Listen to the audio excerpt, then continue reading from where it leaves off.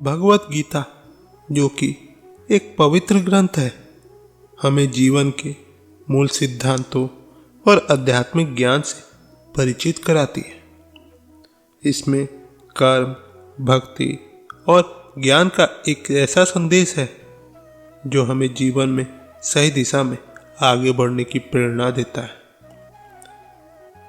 गीता के अनुसार जीवन का वास्तविक अर्थ तब समझ में आता है जब हम ईश्वर में पूर्ण श्रद्धा और समर्पण के साथ अपने कर्म और भावनाओं को उनके चरणों में अर्पित कर देते हैं। या हम उन कुछ चीज़ों के बारे में बात करें जो हमें ईश्वर को समर्पित करनी चाहिए, और यह समर्पण हमें सुख और शांति का अनुभव कराता है। भगवत गीता के अध्याय 2 के श्लोक 47 में कहा गया है कि कर्मण्येवाधिकार रस्ते मा फलेषु कदाचन। इसका अर्थ है कि व्यक्ति का अधिकार केवल कर्म करने में है, ना कि उसके फल में। हमें अपने जीवन में अक्सर अपने कर्मों के परिणाम को लेकर चिंतित रहते हैं, और यह चिंता हमें अंदर से कमजोर बनाती है और हमें तनाव में डाल देती है। गीता हमें सिखाती है कि कर्म का फल ईश्वर के चरणों में समर्पित कर देना चाहिए। जब हम ऐसा करते हैं तो हमारा मन शुद्ध होता है और हमारे कर्म ईश्वर को भक्ति के रूप में अर्पित हो जाते हैं। यह समर्पण हमें हर परिस्थिति में स्थिर रहने की शक्ति देता है। गीता के अनुसार अहंकार मनुष्य का सबसे बड़ा दुश्मन है। अहंकार हमें यह अनुभव कराता है कि सब कुछ हमारे वश में है और हम सब कुछ कर सकते, लेकिन यह केवल एक भ्रम है। गीता के अध्याय 18 में कहा गया है कि अहंकार को त्यागने से ही मनुष्य अपने असली स्वरूप को पहचान सकता है और मुक्ति की ओर बढ़ सकता है।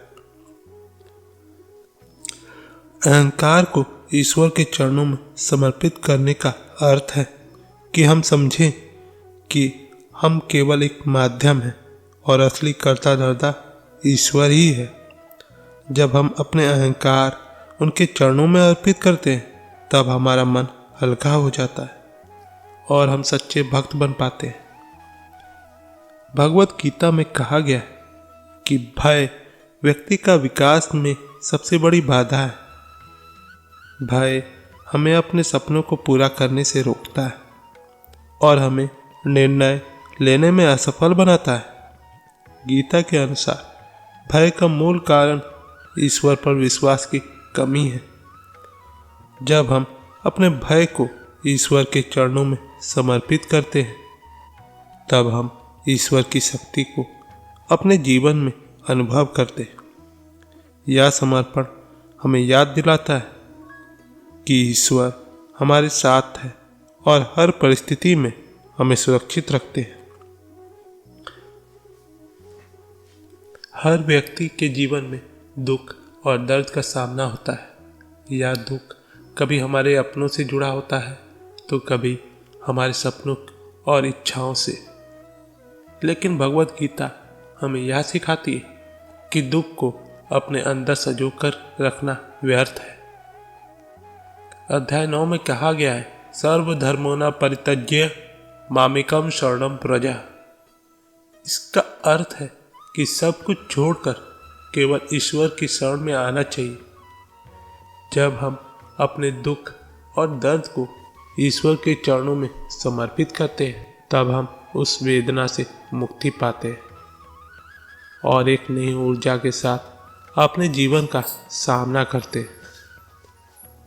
गीता के अनुसार मोह या आसक्ति जीवन के दुखों का मूल है।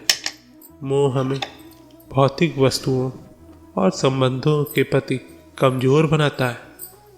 इस आसक्ति के कारण हम अपनी असली शक्ति को भूल जाते हैं और अपने जीवन का असली उद्देश्य खो देते हैं।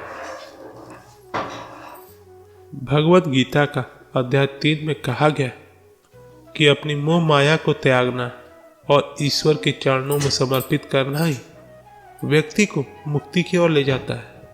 जब हम अपने मोह को उन्हें समर्पित करते हैं तब हम अपने मन को शांति और सुख का अनुभव करते हैं। आशंका और चिंता व्यक्ति के जीवन में अनावश्यक चीजें हैं। गीता के अनुसार चिंता व्यक्ति के मन को अशांत करती है और उसकी सोचने समझने की शक्ति को कमजोर बनाती है।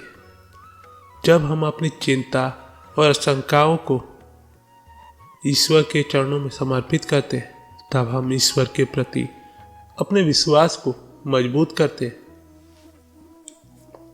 यह विश्वास हमें एक ऐसी स्थिति में ले जाता है जहां हम केवल वर्तमान में जीते हैं और अपनी चिंता से मुक्ति पाते हैं। गीता के अनुसार जीवन का असली उद्देश्य ईश्वर की शरण में जाना और मोक्ष प्राप्त करना है। जब हम अपने जीवन के उद्देश्य को समझकर ईश्वर के चरणों में समर्पित करते हैं तब हम एक संतुलित और सुखद जीवन जीते हैं। भगवत गीता हमें सिखाती है कि जीवन की समस्त चीजों को ईश्वर के चरणों में समर्पित कर देना चाहिए। यह समर्पण हमें अंदरूनी शक्ति और शांति प्रदान करता है। समर्पण का अर्थ केवल यह नहीं है कि हम ईश्वर के समक्ष अपने सुख दुख दें। इसका मतलब है कि हम ईश्वर में पूरी तरह से अपने आप को अर्पित कर दें, बिना किसी शर्त के। यह समर्पण हमें एक ऐसी स्थिति में ले जाता है जहां हम न केवल अपने जीवन को सुधारते हैं बल्कि ऐसे मार्ग पर आगे बढ़ते हैं जो हमें मोक्ष की ओर ले जाता है। भगवत गीता के संदेश के अनुसार समर्पण से बड़ा और पवित्र कोई मार्ग नहीं है। ईश्वर हमेशा अपने भक्तों का कल्याण करते हैं और उनका मार्ग प्रशस्त करते हैं। जो उनमें अपने आप को पूरी तरह से अर्पित कर देता है। हमें भगवत गीता से सीखने को बहुत कुछ मिलता है, जिसमें पहला है कि ईश्वर में हमें पूरा विश्वास रखना चाहिए और अपने कर्मों पर ध्यान देना चाहिए, ना कि फलों पर। दूसरा है अपनी चिंता और आशंका और दुख को उनके चरणों में अर्पित कर देना चाहिए और अपने मन को शुद्ध और अहंकार मुक्त बनाए रखना चाहिए। तीसरा है हर परिस्थिति में शांति और संतुलन बनाए रखना चाहिए। ईश्वर के प्रति समर्पण केवल एक धार्मिक कृत्य नहीं है, यह एक गहरी आध्यात्मिक प्रक्रिया है जो हमें हमारे वास्तविक स्वरूप से जोड़ती है। भगवत गीता में कहा गया है कि जब हम अपनी सभी इच्छाओं, चिंताओं और मोह माया को ईश्वर को अर्पित करते हैं तब हमें अपने भीतर एक अनंत शक्ति और शांति का अनुभव होता है। जब हम समर्पण करते हैं तो हमारे जीवन में आने वाले उतार चढ़ाव हमें प्रभावित करना बंद कर देते हैं। गीता में भगवान श्री कृष्ण ने अर्जुन को बताया कि जो व्यक्ति अपने जीवन के हर पहलू को समर्पण की भावना से देखता है वह जीवन में स्थिर और शांत रहता है।